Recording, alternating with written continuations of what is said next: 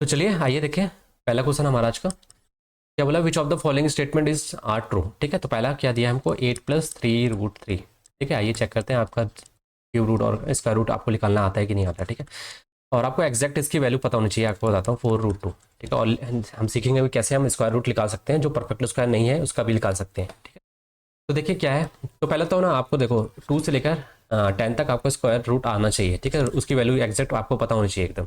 √2 कितना होता है 1.414। ठीक है, √3 कितना होता है आपको इसको, अगर आपको नहीं पता तो इसको नोट डाउन करो, जो मैं बता रहा हूँ उसको दीवार जाके छाप लो। ठीक है, और डेली इसको रिवाइज करना और एकदम रटा होना चाहिए, ये नहीं कि आपको √2 √6 इसकी वैल्यू निकालना हो। ठीक है, तो ये गलती मत करना। √3 की वैल्यू कितनी 1.732। √5 की वैल्यू कितनी होती है आपकी 2.23। √6 की वैल्यू कितनी होती है आपकी 2.44, है ना। √7 की वैल्यू कितनी होती है 2.64। और √8 की वैल्यू कितनी होती है आपकी 2 पॉइंट कितना होता है 82। ठीक है, और √10 का कितना होता है आपका 3.16। ठीक है, तो आपको ये √10 तक तो एटलीस्ट याद होना चाहिए, एकदम देखते ही क्लिक होना चाहिए। ठीक है, आइए चेक कर लेते हैं इसमें पुट करके। देखो √3 की वैल्यू कितनी है 1.732। जल्दी जल्दी करने आपको फास्ट कैलकुलेशन करनी है। ठीक है, इसलिए आपको डेली प्रैक्टिस करना पड़ेगा। √6 की वैल्यू कितनी है 2.44, है ना। और 2 की वैल्यू कितनी है 1.414। कर लो फटाफट। 8 + 1 कितना 3 3 9 7 21 2 कैरी 3 1 5। ठीक है, अब इसको भी कर लो, देखते हैं चेक करते हैं है कि नहीं है। इसको करो 4×12 ये कितना हो गया आपका 13.196 हो जाएगा। ये कितना होगा आपका 4×12 4×12 4×12 13 नहीं 4×12 1 4×12 1 13 और कैरी 3×2 = 6 एक साथ। ठीक है 7.32 और ये कितना होगा चाचा को 16 एक कैरी 4 एकम 4 1 5 चाचा को 16 4 एकम 4 1 5। ठीक है, तो 5.6 कितना हो जाएगा आपका 6 और ये 5 2 7 और 6 3 9.7। ठीक है 7.12। अब देखो ये 13.196 आया इस साइड वाला और ये कितना आया आपको सॉल्व करने पे 12.6। तो इसका मतलब ये ग्रेटर देन, इसका मतलब पहला वाला ऑप्शन हमारा सही है। ठीक है, अब आते हैं दूसरा वाला चेक करते हैं। तो दूसरे वाले के लिए क्या दिया है हमको 7 4 21। ठीक है 28। ठीक है, अब ये देखिए अप्रॉक्स किसके पास है ये। ठीक है, तो 400 देखो परफेक्ट स्क्वायर ढूंढो जो इससे छोटा है, जस्ट कौन सा है 400, है ना। इसका परफेक्ट है 20 का स्क्वायर है। और इससे जस्ट बड़ा कौन सा है 441, किसका है 21 का। अब देखिए किससे छोटा है 421 है, 441 से छोटा है 20 से ज़्यादा, इसका मतलब समथिंग कुछ होगा 20 पॉइंट समथिंग होगा। ठीक है 20 पॉइंट समथिंग होगा। तो देखिए 20 पॉइंट समथिंग होगा तो कितना हो जाएगा आपका 27 पॉइंट समथिंग आएगा, है ना। अब ये 28 से बड़ा होगा छोटा होगा, हमेशा छोटा ही होगा ना, 20 पॉइंट समथिंग रहेगा ना। इसकी वैल्यू तो 20 पॉइंट समथिंग आएगी इसकी वैल्यू।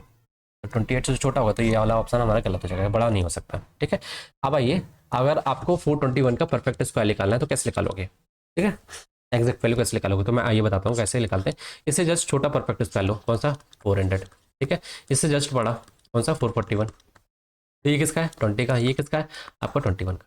ठीक है, तो आपको कुछ नहीं लिखना है, सबसे पहले छोटी वैल्यू लिख लो। अब इसकी वैल्यू बता रहा हूँ कि क्या आएगी 20 प्लस, फिर आपको क्या करना है सबसे छोटी वाली वैल्यू है ना इसको 2 बार माइनस करना है। एक बार इससे माइनस करो 421 से मेन वाले से, उसको ऊपर लिखना है अपॉन में, फिर ये वाला बड़ा है तो इससे माइनस करो। ठीक है, फिर एक बार 441 से आपको माइनस करना है किसको 400 से माइनस करना है। ठीक है, तो ये कितना जाएगा 40, ये कितना हो जाएगा 21 अपॉन में कितना हो जाएगा आपका 41। तो काट लो यहाँ अप्रॉक्स कितना है 2 टाइम्स जाएगा कितना हो जाएगा 20.5 समथिंग। ठीक है, तो आप चाहे जितना से बड़ा बड़ा, जैसे मैं ये निकालता हूँ 635 का निकालता हूँ, तो ये किससे बड़ा है इससे छोटा जस्ट परफेक्ट स्क्वायर नंबर कौन सा 625 किसका है 25 का, है ना। इससे जस्ट बड़ा कौन सा 676 किसका है 26 का। ठीक है, तो इस तरीके से आपको निकालना है। तो इसका वैल्यू क्या आ जाएगी 635। ये परफेक्ट स्क्वायर नहीं है ना, तो हम कैसे निकालते हैं ये देखिए। अब देखिए सबसे पहले छोटी वैल्यू लिख लिए किसका स्क्वायर है, तो आप है ना, तो 25 लिखिए प्लस आप 635 से एक बार हम को माइनस करना है किससे 625 से, फिर 676 को माइनस करना है किससे 625 से। ठीक है, तो 635 माइनस में आपका 625। ठीक है, तो यहाँ लिख लेना इसकी वैल्यू कितनी है आपकी 20.5। ठीक है, और ये अपॉन में 676 से फिर इसको माइनस करो 625 से माइनस कितना जाएगा 25। और ये कितना जाएगा इस 10 अपॉन में ये कितना हो गया आपका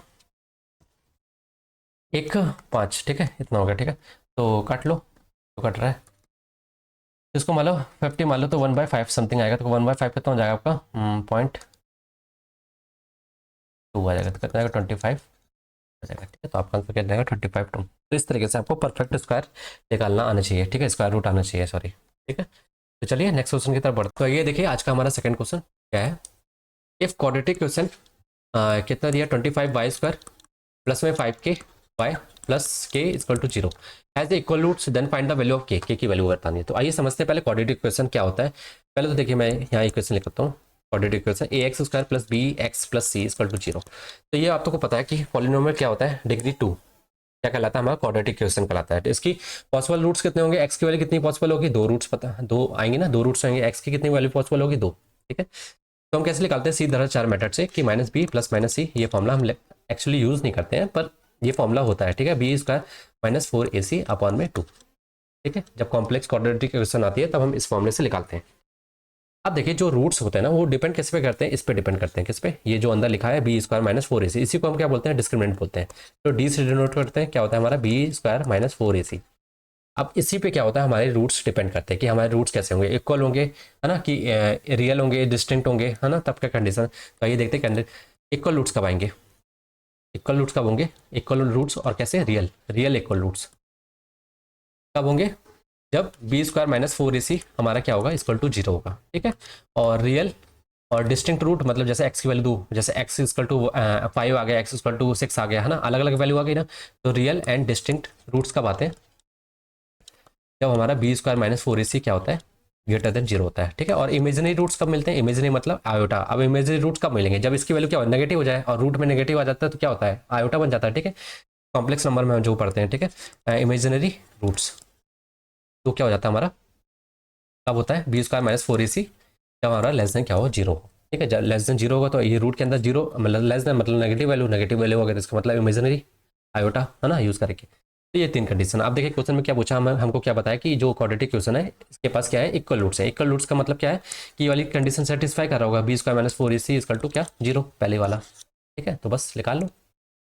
तो बी स्क्वायर पहले कंपेयर करिए, कोफिशिएंट यहाँ y है, तो ए कितना हमारा 25 है और बी कितना हमारा 5k है, तो 5k का स्क्वायर माइनस में 4 इंटू में ए कितना 25 है और सी कितना हमारा k है। ठीक है, तो यहाँ लिख लो बस, ई की पॉसिबल वैल्यू निकल जाएगी। यहाँ कितना आ जाएगा 25k स्क्वायर माइनस में 25 चौका 100 k इक्वल टू 0। तो यहाँ से k कॉमन निकालो, क्या आ जाएगा 25k माइनस में 100। ये नहीं कि आप k को इधर भेज के 0 कर दो, k की वैल्यू क्या है 0 भी पॉसिबल है और k की वैल्यू क्या पॉसिबल है, k इक्वल टू यहाँ से इक्वेशन से निकालो तो कितना होगा 25 चौका 100, तो k की वैल्यू 4 भी पॉसिबल।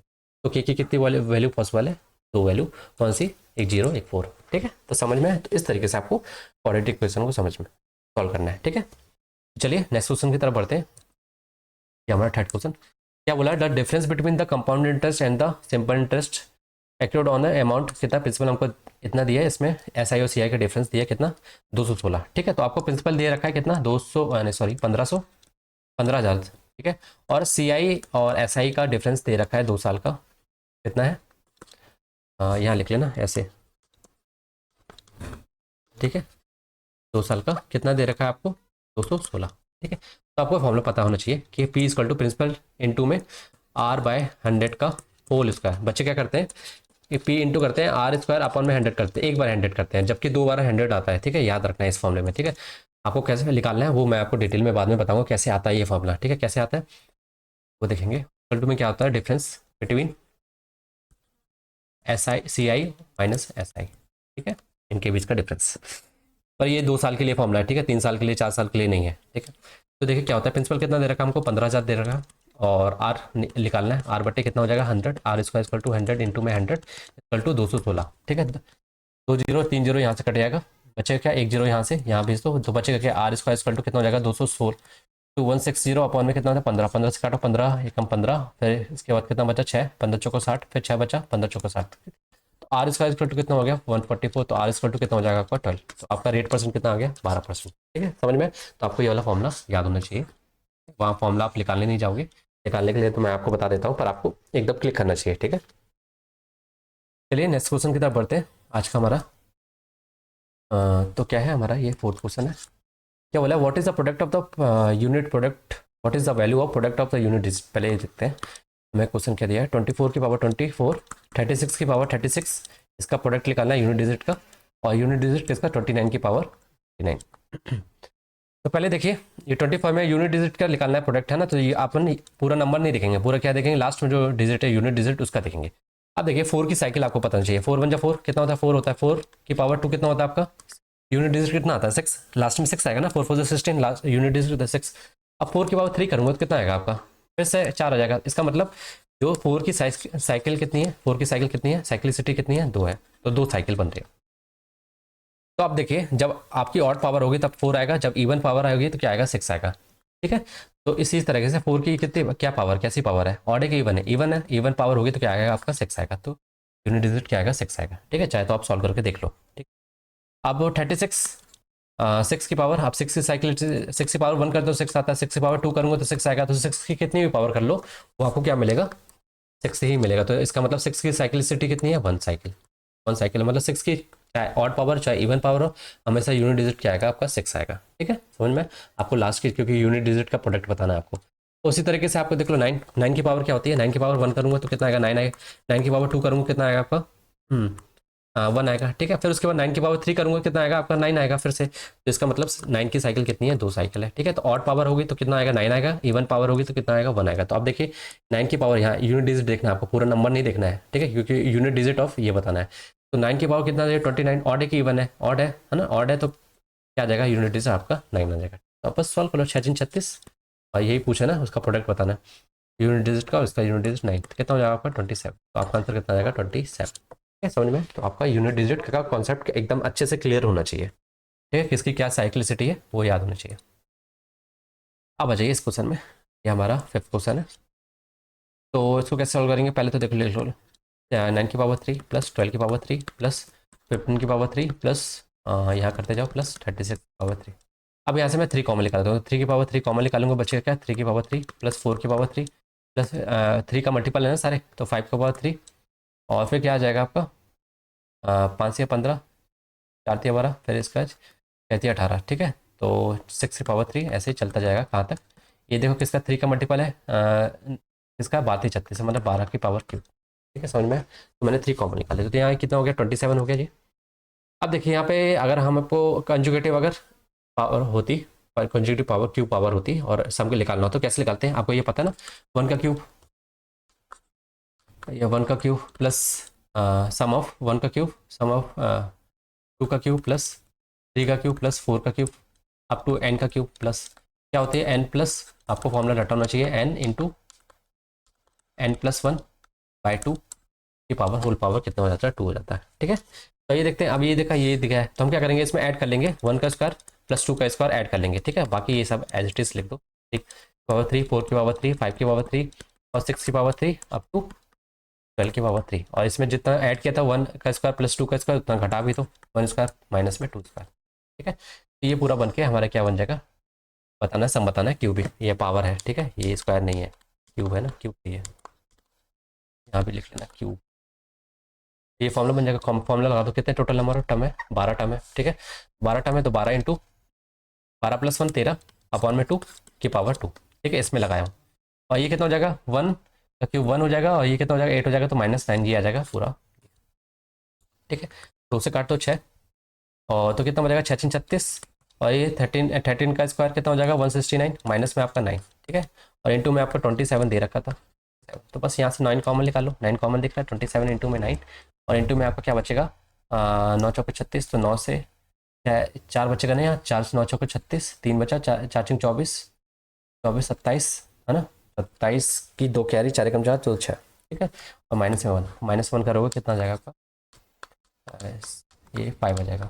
ठीक है, तो बस इंटू कर लो, तो इंटू कैसे करोगे, पहले आप क्या करो 9 का इंटू कर लो इससे। ठीक है, 9 का इंटू करो जरा, 9 पाने 45 4 बचा। ठीक है, 9 7 63 63 67 6 बचा, 9 6 54 9 6 54 54 6 कितना हो गया आपका 8 हो गया। बस 27 से इंटू करो, 27 से कैसे इंटू करोगे, अब मैं इसको ऐसे लिख लेता हूँ 30 - 3 लिख लेता हूँ। अब इंटू कर लो, इंटू कर लोगे आपके लिए आसान हो जाएगा, क्या लिखा मैंने 30 - 3। ठीक है, 30 - 3 इंटू में क्या आ जाएगा आपका 6075। ठीक है, बस इंटू कर लो कितना हो जाएगा 0 5 या 15 5 15 7 21 22 और 22 ये 2 आ जाएगा 6 18। ठीक है, 6 18 तो ये बस लिख लो यहाँ 5 आ जाएगा आपका 2 2 यहाँ 8। ठीक है, तो कितना हो जाएगा आपका माइनस कर लो 5, ये कितना हो जाएगा आपका 4 2 2 हो जाएगा, और ये कितना हो जाएगा 0 हो जाएगा आपका, और ये कितना हो जाएगा 12 में ऐड कर 4, और ये कितना ये आपका 7 और 1 6, और ये कितना होगा 1640। आपका आंसर कौन सा हो जाएगा पहला। ठीक है, तो इस तरीके से आपको सॉल्व करना है। ठीक है, फास्ट कैलकुलेशन करना है, यहाँ तो मैं स्लो स्लो आपको बताने के लिए कर रहा हूँ। ठीक है, तो चलिए मूव करते हैं नेक्स्ट क्वेश्चन की तरफ। तो आ जाइए हमारा 7th क्वेश्चन आज का, देखिए क्या है, निकालिए जरा, देखते हैं कितना आपको स्क्वायर रूट और परपेंडिकुलर पता है। ठीक है, तो मैं इसको लिखता हूँ, सॉल्व करता हूँ कैसे। 225 इंटू, पहले आपको वीडियो पॉज करना है, खुद से सॉल्व करना है, ठीक है। 3136 अपॉन में क्या आ जाएगा, ठीक है, पहले ऑफ को सॉल्व करोगे, उसके बाद डिवाइड को, फिर डिवाइड पूरे में आ जाएगा, कितना आ जाएगा 1024। मैंने डायरेक्ट लिखता जा रहा हूँ, ठीक है। 8281, फिर इसके बाद प्लस, फिर इनको एक साथ लिख लो, 4 ऑफ है ना, तो 441 इंटू में कर लो 196 अपॉन में क्या आ जाएगा आपका पूरे में 2401, ठीक है। तो आपको पता है 225 किसका है स्क्वायर, 15 का है, ठीक है। तो 3136 ये किसका आपको पता होना चाहिए कि 3025 किसका है आपका 50 का है, ठीक है। तो ये कितने का हो जाएगा, नहीं सॉरी 55 का है, 55 का, तो ये किसका हो जाएगा 56 का, अपॉन में ये किसका आपको 32 का। आपको याद होना चाहिए 60 तक स्क्वायर, ठीक है, अच्छे से काट लो इसको। ये कितना हो जाएगा आपका, पहले पहले सॉल्व कर लो। 8218 ये किसका है, 8281 किसका है 91 का है, ठीक है। और 441 किसका 21 का है स्क्वायर, और 196 किसका है 14 का स्क्वायर है, और ये किसका है आपका, ये 49 का स्क्वायर है, ठीक है। 49 का कैसे, जैसे आपको पता है ना 50 का स्क्वायर कितना होगा 2500, तो उससे छोटा है 1400। अब देखिए 9 लास्ट में पावर कितना आ रहा है, यूनिट डिजिट 9 है, इसका मतलब 49 ही आएगा, ठीक है। 50 से लेस आएगा, 50 का मतलब 50 से लेस नंबर आएगा जिसका स्क्वायर हमको 2401 इतना मिलेगा, कितना आ गया 49 का। काट लो, 7 दूनी 14 और 7 से 49, 7 से 21, ये कट गया, 3 दूनी 6, ये 6 बचा। और ये कितना बचा आपका, काट लो, 8 7 56 और 8 चौको 32, कितना होगा 105/4, 91 और +6 कितना हो जाएगा आपका 85 आ जाएगा। तो बस ऐड कर लो, कितना हो जाएगा 105 माइनस में 4 पंचे 20, 2 कैरी, 8 चौको 32, 32 2 34, ठीक है, 8 चौको 32, 4 पंचे 20 और 34 और में 4 कितना हो जाएगा, माइनस करोगे तो ये 5 हो जाएगा, फिर उसके बाद 3 आ जाएगा, फिर उसके बाद 3 1 2 और नहीं, काट लो, 5 को 20, 5 टाइम्स कितना बचा आपका 30 बचा, और ये 30 बचा है ना 35, 9 चौको 36 नहीं, 8 पंचे नहीं, 8 चौको 32, 8 चौको 32 बचा 30 आपको, फिर 7 चौको 28 कितना हो जाएगा, माइनस का आएगा, ठीक है, क्योंकि ये बड़ी डिजिट है ना, तो ये कितना हो जाएगा माइनस हो जाएगा, तो -58.75। इस तरीके से आपको सॉल्व करना है। तो आपको परफेक्ट स्क्वायर स्क्वायर रूट्स याद होने चाहिए, ठीक है। स्क्वायर रूट्स मैंने आपको बता चुका है, और आपको स्क्वायर्स याद होने चाहिए, अप्रॉक्स कम से कम 60 तक तो एकदम रटे होने चाहिए, ठीक है। चलिए आज का देखिए क्या बोला है कि if 17A526 sorry 26 is divisible by 7, ठीक है, 7 से divisible then find the value. 7 से डिविजिबल थे, इसका मतलब 3 का पेयर उठाओ, ठीक है, यहाँ कुछ नहीं है तो 3 का पेयर उठाओ। A26 माइनस में उनका माइनस करके देखो वो डिविजिबल है कि नहीं है, ठीक है, तो किस वैल्यू के लिए, एक ही वैल्यू 6 रख के देखो। तो पहले मैं क्या करता हूँ, इसको अलग अलग कर लेता हूँ, कैसे, A इंटू में 100 प्लस में 26 माइनस में 17, इसको मिला के हो जाएगा 9 प्लस कितना हो जाएगा, अब एक ही वैल्यू पुट करके देख लो। पहला ऑप्शन उठाता हूँ मैं 6, 6 की वैल्यू रखूँगा 600 प्लस 9। अब देखो 600 प्लस 9 कितना होगा 609 609, 7 से डिवाइड करो, 7 से डिवाइड हो रहा है कि नहीं, हाँ डिवाइड हो रहा है, 60 56 4 बच्चा 749, तो मतलब 7 से डिवाइड हो रहा है, इसका मतलब ऑप्शन हमारा पहले ही होगा। एक ही वैल्यू क्या पॉसिबल है, ए पॉसिबल है। और वैल्यू रख के देख लो, 5 रखोगे कितना हो जाएगा 509 आएगा, एक ही वैल्यू यहाँ 5 रखो कितना आएगा 509, 7 से डिवाइड करो 7 से 49, एक बच्चा नहीं कटेगा। उसी तरह 4 और 3 का भी रखोगे नहीं कटेगा।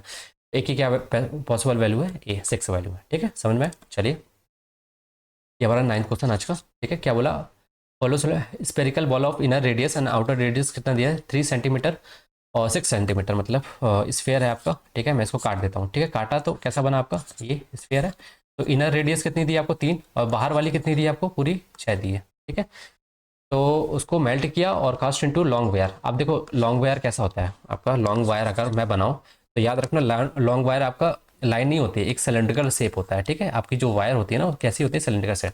इसका वॉल्यूम कितना होता है सिलेंडर का, पाई r²h, ठीक है। और स्फेयर का कितना होता है, इसमें हॉलो स्फेयर है, हॉलो स्फेयर का कितना होता है वॉल्यूम, हॉलो स्फेयर का होता है, ये स्फेरिकल मैंने हेमिस्फेयर नहीं है पूरा है, ठीक है। वॉल्यूम हॉलो स्फेयर का कितना होता है आपका 4/3 पाई r³ माइनस में स्मॉल r³, ठीक है। इनर रेडियस बाहर वाली रेडियस, ठीक है। बस इन दोनों को वॉल्यूम को V2 V1 = V2, ये सिलेंडर का वॉल्यूम, ये हमारा किसका वॉल्यूम स्फेयर का वॉल्यूम, ठीक है। तो वो स्फेयर का वॉल्यूम लिख लो 4/3। जब भी आपको दिया ना मेल्ट करके यहाँ इसमें कन्वर्ट करते रहो तो आपको वॉल्यूम इक्वेट करना है, बस हो गया, ठीक है। 4/3 पाई r³, ठीक है। r की वैल्यू डायरेक्ट रख लो, कितना बड़ी वाली कितना है 6 का क्यूब माइनस में 3 का क्यूब = पाई r²h, ठीक है। पाई की वैल्यू सेम होगी तो इससे कट जाएगा, इसको सॉल्व करो जरा। तो 4/3 इंटू में कितना होगा 216, 6 का क्यूब कितना होता है 216 माइनस में 9, तो कितना हो जाएगा आपका, करोगे तो 200 कितना हो जाएगा -9 सॉरी 27 होगा, ठीक है 27 होगा, ठीक। 17 16 में ये कितना आ गया 9 बचा, ठीक है। 10 में 2 गए 8 बचा, और ये कितना हो जाएगा आपका 1 बचा, तो कितना आ गया 189, ठीक है। काट लो 18 कट जाएगा। और आर स्क्वायर यहाँ पे सिलेंडर का कितना दिएगा, रेडियस दे रखा है 2, तो 2 × 2, और एच एच मतलब ये इसकी लेंथ सिलेंडर की कितनी आपको दे रखी है एक्स, और एक्स की वैल्यू हमको फाइंड करनी है, ठीक है। कैपिटल एक्स मैंने बना दिया, एक्स की वैल्यू हमको फाइंड करना है। 2 जा ये 4 कट गया, बचा कितना 63, तो एक्स की वैल्यू कितनी आ गई आपको 63 सेंटीमीटर, ठीक है। तो इस तरीके से आपको इक्वेट करना है वॉल्यूम, जब भी आपको मेल्ट करके बोला है जो किसी में मेल्ट कर रहा है तो आपको बस वॉल्यूम इक्वेट करना है। चलिए नेक्स्ट क्वेश्चन हमारा लास्ट क्वेश्चन आज का, के बाद एक और है। तो आइए देखिए ये वाला क्वेश्चन क्या बोला, what is the height of the tower if the angle of elevation of its top from the 2 points, ठीक है, from the 2 points x and y at the distance of a and b respectively from the base and the non on the same straight line with the tower are complementary, ठीक है। उसने क्या बोला, एक tower है, ठीक है, 2 point है, ये एक्स है ये वाई है, यहाँ से एंगल ऑफ एलिवेशन कितना नीचे से ऊपर की तरफ है, एंगल ऑफ क्या बनता है एलिवेशन, ठीक है, नीचे से ऊपर की तरफ मतलब नीचे से ऊपर, ठीक है, नीचे से ऊपर, ऊपर से नीचे की तरफ हमारा एंगल ऑफ डिप्रेशन होता है, ठीक है। और इनकी डिस्टेंस दी है, ये मान लो ये टावर है, डिस्टेंस कितनी दी है एक्स पॉइंट की, यहाँ से लेकर टावर से यहाँ तक की ए दी है, और यहाँ से लेकर टावर से वाई तक की डिस्टेंस कितनी है आपकी बी दी है। आपको क्या बताना है, हाइट बतानी है, टावर की हाइट बतानी है। तो आपको डायरेक्ट याद रखना है जब भी आपको ऐसी कंडीशन दी है, और साथ ही साथ में यहाँ दिया है कि आपका ये दो जो एंगल ऑफ एलिवेशन बना है वो आपस में क्या है कॉम्प्लीमेंट्री, कॉम्प्लीमेंट्री का मतलब जो एंगल मान लो ये एंगल ए है एंगल बी है तो इनका सम कितना 90 डिग्री है, तो मान लो ये थीटा एंगल है और ये कितना है आपका 90 माइनस थीटा, समझ में। कॉम्प्लीमेंट्री आपको कुछ नहीं करना, हाइट इक्वल टू क्या हो जाता है डिस्टेंस, जो भी डिस्टेंस है यहाँ से लेकर इस पॉइंट तक एक्स तक, और यहाँ से लेकर जो यहाँ तक है डिस्टेंस है उसका बस स्क्वायर रूट ले लेना, तो ए इंटू में बी, ठीक है, प्रोडक्ट करके उसका स्क्वायर रूट, समझ में। तो हमारा आंसर क्या हो जाएगा सी वाला। आपको ये याद रखना है स्पेशल ट्रायंगल, ठीक है, जब भी कॉम्प्लीमेंट्री हो तो आपको क्या हो जाता है ये वाली डिस्टेंस का इंटू और फिर इसका स्क्वायर रूट, ठीक है। आइए क्वेश्चन देखिए, लास्ट क्वेश्चन हमारा आज का क्या बोला है, population of the city Bhopal in the year कितना 2010 में कितना था, 2010 में इसका पॉपुलेशन कितना था 3000 था, ठीक है। फिर it is increase by the equal percentage in each year, ठीक है, इक्वल परसेंटेज से क्या हो रहा है इंक्रीज हो रहा है each year over the population of previous year, if in the year 2013 it is increase by कितना 2013 कितना इंक्रीज हो गया, ठीक है, इन द ईयर इतना इंक्रीज हो गया 993, ठीक है, over the population in year 2010, ठीक है। Then what is the annual growth population of the, हमको बताना है रेट परसेंट किस परसेंटेज से इंक्रीज हो रही है, ठीक है।